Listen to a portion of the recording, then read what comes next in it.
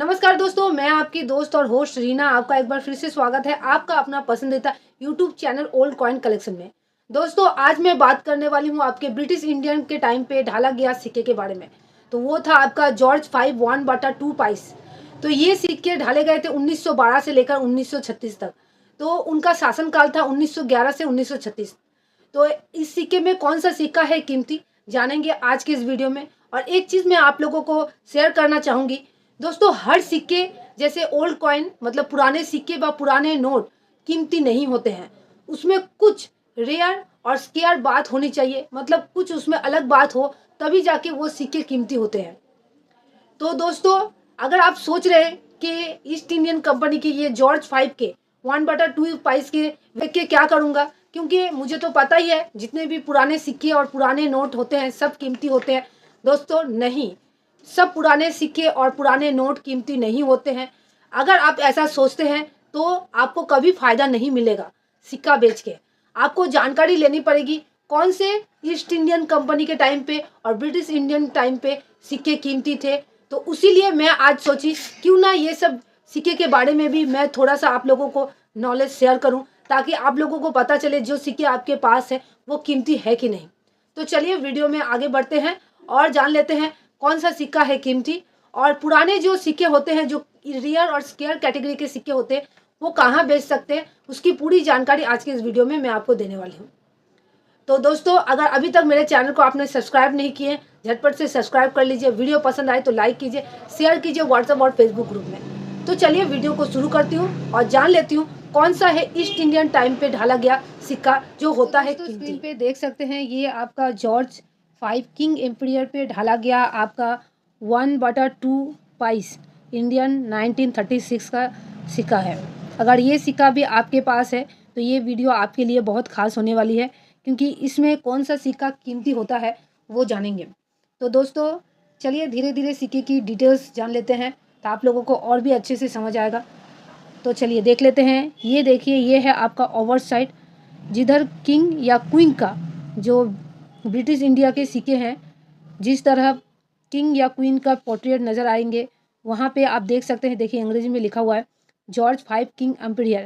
तो ये over side होता है, ठीक है।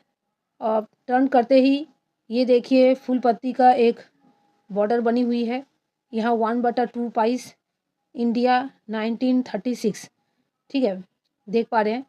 तो ये हो गया रिवर साइड, ये हो गया आपका ओवर साइड। अब चलिए जान लेते हैं मेटल। तो ये है ब्रोंज का मतलब तांबे का। वजन की बात करें 2.43 ग्राम, साइज़ 21.10 टू 21.30 mm, और शेप देख सकते हैं सर्कुलर, ठीक है दोस्तों। अब चलिए ये सिक्का कौन सा मिंट से ढाला गया था वो जानना बहुत ही ज़रूरी है। तो दोस्तों टेंशन की बात ही नहीं है, क्योंकि सिर्फ आपका कोलकाता मिंट से ढाला गया है। तो आपको इसकी मिंट मार्क की पहचान करने की ज़रूरत नहीं पड़ेगी, ठीक है। तो कोलकाता मिंट का आप लोग भली भांति जानते हैं कि कोई भी मिंट मार्क शो नहीं करता है।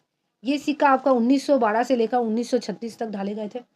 तो चलिए अब जान लेते हैं ये सिक्के की क्या वैल्यू चल रही है 1912 से लेकर 1936 तक। तो ध्यान से सुनिए दोस्तों, 1912 का जो सिक्का है वो आपको फाइन टू यूएनसी 25 से 300 रुपये तक मिल सकता है। 1913 का अगर सिक्का रहा आपके पास तो वो आपको दिला सकता है 25 से 500 रुपये तक। 1914 से लेकर 1916 मतलब 1914, 15, 16 तक अगर सिक्का हो तो आपको फाइन टू यूएनसी आपको 25 से 400 रुपये तक मिल सकता है।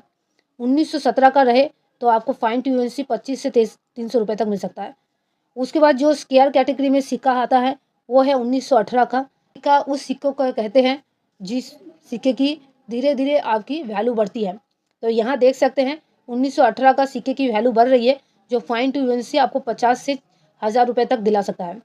उसके बाद दोस्तों ध्यान से सुनिए, 1919 का फाइन टू यूएनसी आपको 25 से 300 रुपये तक दिला सकता है। 1920 का फाइन टू यूएनसी 25 से 500 रुपये तक। 1921 का, ये सब कॉमन कैटेगरी का सिक्का है जो सिक्के का बारे में मैं बता रही हूँ। तो उसका 25 से आपको 1921 का 350 रुपये तक मिल सकता है फाइन टू यूएनसी। उसके बाद बात करती हूँ 1922 का, जो आपको फाइन टू यूएनसी 25 से 300 रुपये दिला सकता है। 1923 का है जो फाइन टू यूएनसी 500 रुपये तक दिला सकता है। 1924 का अगर सिक्का आपके पास है तो सुन लीजिए दोस्तों, फाइन टू यूएनसी आपको 25 से 300 रुपये तक दिला सकता है। 1925 का अगर सिक्का है, इसकी वैल्यू अभी धीरे धीरे बढ़ रही है, उसका आपको वैल्यू मिल सकता है फाइन टू यूएनसी 50 से 500 रुपये तक।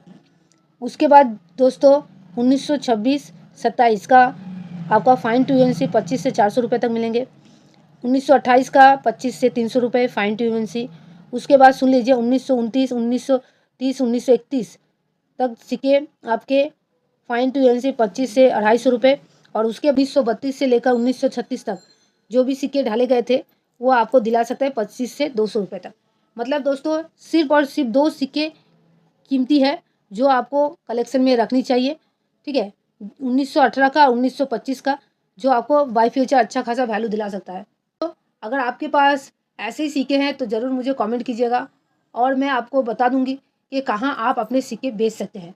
ऐसे तो ऑनलाइन के चक्कर लगाना बंद कीजिए, क्योंकि ऑनलाइन में सिर्फ और सिर्फ बेवकूफ़ बनाते हैं। वहाँ किसी तरह के सिक्के कोई खरीदता नहीं है। वहाँ अगर आप सिक्के बेचने जाएंगे तो देखेंगे आपको प्रोसेसिंग चार्ज, रजिस्ट्रेशन चार्ज या बहुत सारे ऐसे चार्जेस जो का कोई वैलिड चीज़ नहीं होता है, क्योंकि जब आप ये सब दे देंगे उसके बाद वो लोग आपसे संपर्क नहीं करेंगे। तो दोस्तों आशा करती हूँ आप समझ गए होंगे।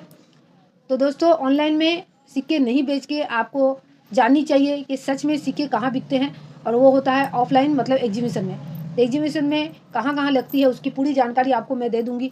अगर आप कमेंट कीजिएगा तो मैं आपको बताऊँगी कि एग्जीबिशन कहाँ होने वाली है, और #OldCC करके लिखिएगा।